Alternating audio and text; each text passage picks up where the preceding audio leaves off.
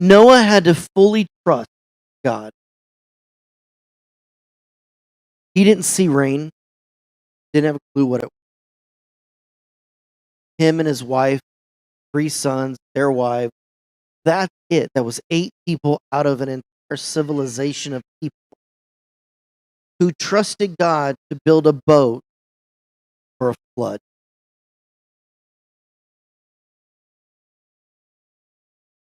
That through all the adversity, all of the ridicule, all of the fussing, all of the setback, because there had to have been something, all of the trying to figure out the right word and create the pitch and create everything the way God told him to do it, and everyone laughing and making fun or going, I can't believe you're doing that. Why would you do that? You got 11 kids. I couldn't do that. Those comments that are just underlining of that disapproval that people do.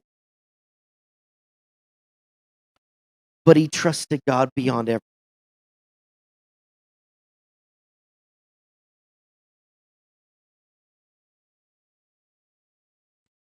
I found myself standing at the very top. There's a spot that little squares that you can look all the way down to the bottom or all the way to the top. There's this one spot you stand and you are um a commercial jet on each end parked. You're staying in the middle. I think it was right there in the middle. And I remember looking down on both sides. You see all the way down it. And I kind of smiled and I said, you know what, God, no matter the perspective I see in my life,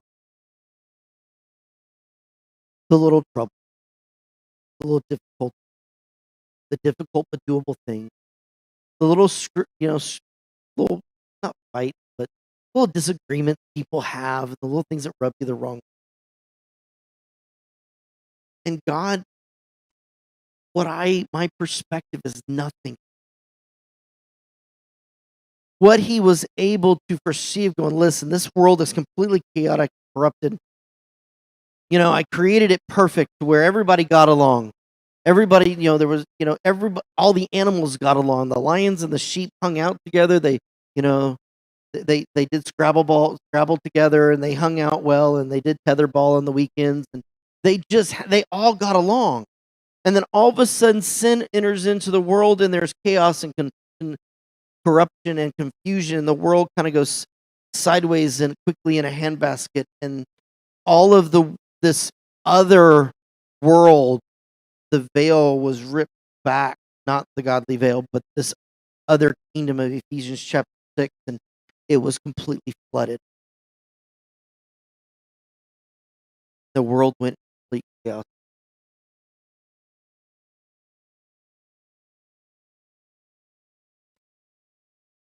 God looked at Noah and, listen, gotta gotta fix. I need you to build something that no one is going to understand. I need you to create something that no one is going to get. This is how you're gonna do it. This is what you're gonna use. This is the size of it. You're gonna bring in 2 of every kind. They're gonna get along. They're gonna be fine. This is what you're gonna do. The representation in the boat was awesome. They have this little, um, not diagram. What's the 3D one? Diorama.